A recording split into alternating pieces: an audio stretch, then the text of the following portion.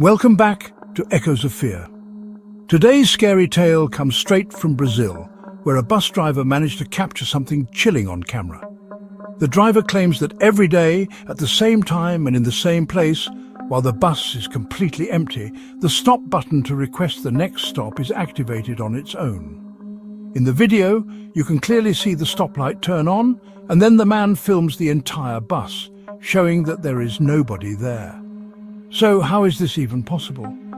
It's terrifying for the driver, especially since it happens every single day. Some viewers commented that they could see a woman through the rearview mirror in the video. I could not find her. Did you? Let me know in the comments if you managed to spot her. Olha a hora.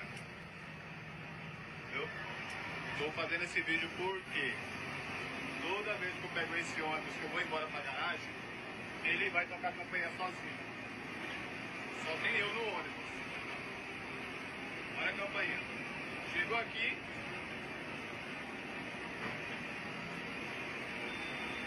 Ele toca a campainha. Eu vou parar aqui, ó.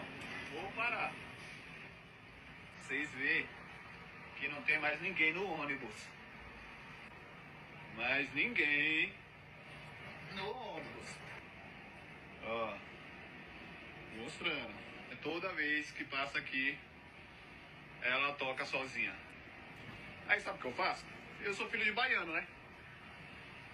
Aí eu volto e abro as portas. Não desce ninguém. Por que eu abro as portas? Porque tem assombração dessa, minha filha. Não precisa ficar aqui. Agora eu sigo viagem. A campainha.